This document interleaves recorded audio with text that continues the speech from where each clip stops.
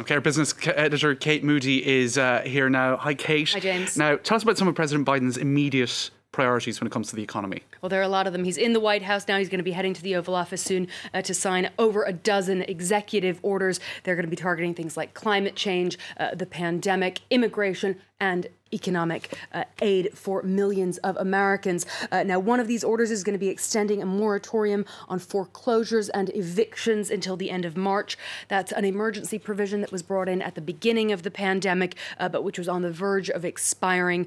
Another order will be extending a pause on repayments of federal student debt until the end of September. Another measure that was due to expire at the end of this month. And again, the speed with which he's getting to these issues, James, just shows the real dire straits that millions and millions of Americans have found themselves in as a direct result of the coronavirus pandemic. Right, a real sense of urgency. Now, next will be the coronavirus relief and stimulus plan, also highly urgent in the minds of many, not least of all, I imagine, Joe Biden. Take us through the main points in that. Well, $1.9 trillion is the huge sum that he outlined last week.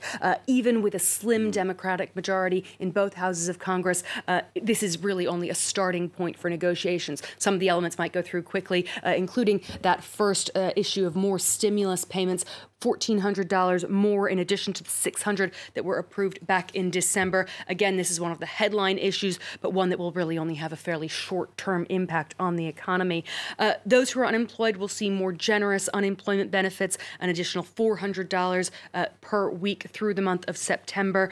There will be more money to help schools reopen, fund vaccine distribution across the country, support local governments. And the most controversial proposal outlined in Joe Biden's stimulus package is one that would have the most long-term effect. It would double the U.S. federal minimum wage to $15 per hour. That's a move that would really help frontline workers in particular during the pandemic. Now, one economist that I've been speaking to earlier today, James, said that this U.S. economy as a whole probably would be okay. It would get back on its feet even without this massive stimulus plan. He says GDP will grow again. The labor market will eventually get back on track. But what this relief bill is really about is reducing human suffering. It's trying to limit the number of people that find themselves losing their jobs, losing their homes, trying to protect those that are put out of work so that they can still afford the very basics of life for themselves and for their families. Now, as you say, millions of people out of work, Kate, because of the pandemic. What do we do about the state? What can be done about the state of America's labour market? Well, Joe Biden is going to be tackling this not just for the first few weeks or months of his presidency, but possibly for the entire 4 years that he'll be in the Oval Office. There are still 10 million fewer people at work today than there were a year ago before the pandemic struck. As you can see there, before the pandemic in December of 2019, the unemployment rate in the U.S. had been at a record low, 3.5%. It's skyrocketed to over 14% in April.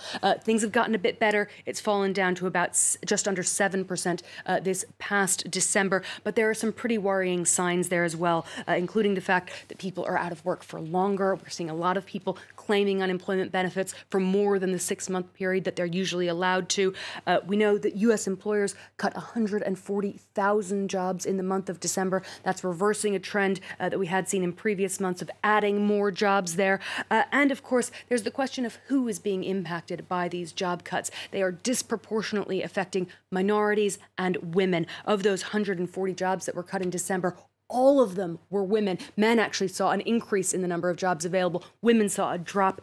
We know that the services industry is where the most jobs have been lost. That's where women and minorities often work.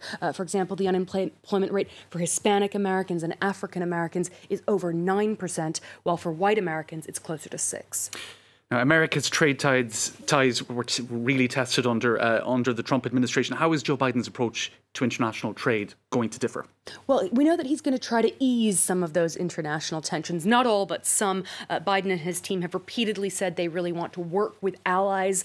This isn't something we heard much of during the Trump administration. It would America first. Exactly. And it's important to underscore that Joe Biden still does want to prioritize jobs and manufacturing and things like that in the United States. But he's still open to this more multilateral approach. It's something that we haven't seen very much of in the past 4 years. Top of the list, trying to get back into Washington's good graces is probably going to be the European Union.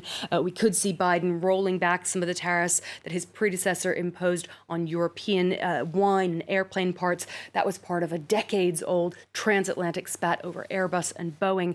Biden is expected to go back to the negotiating table on on an international framework to tax digital giants. European Commission President Ursula von der Leyen told CNBC today that the new administration is on the same page as Brussels when it comes to that issue. So that could ease tensions with France in particular, which has been pushing ahead with its own tax on digital giants. Trump had threatened more tariffs against French products in particular. This is something where we could see some movement in the weeks to come. Where we really don't expect much change is going to be on China. The nominee for Treasury Secretary Janet Yellen, who's the former head of the Federal Reserve, spoke about China during her socially distanced confirmation hearing on Tuesday. Take a listen to what she had to say. We need to take on China's abusive, unfair, and illegal practices. China's undercutting American companies by dumping products, erecting trade barriers, and giving illegal subsidies to corporations. It's been stealing intellectual property and engaging in practices that give it an unfair technological advantage, including forced technology transfers. Pretty strong words coming from Janet Yellen there, so we're not expecting a U-turn in this area, not immediately. Those tariffs on billions of dollars worth of Chinese goods are likely to remain in place for a little while. What we are expecting is a different approach, a more multilateral approach, as I said, and perhaps even bringing in the World Trade Organization, one of those international bodies that Trump really shunned. Right. Now, how about the stock markets? How did they fare today on Inauguration Day? Were they happy with the change? They did like Donald Trump on occasion as well. They did. It was one of Donald Trump's favorite talking points, Right. the real sharp rise of the stock markets throughout his presidency. But it has to be said, they did rise as he left the White House today. We can take a look at the closing figures for Wall Street, and we saw some new record highs coming in there. The Dow Jones jumping over 250 points there to a new closing high there. The S&P 500 racking up a new record close as well, as did the NASDAQ, which closed up over 2%.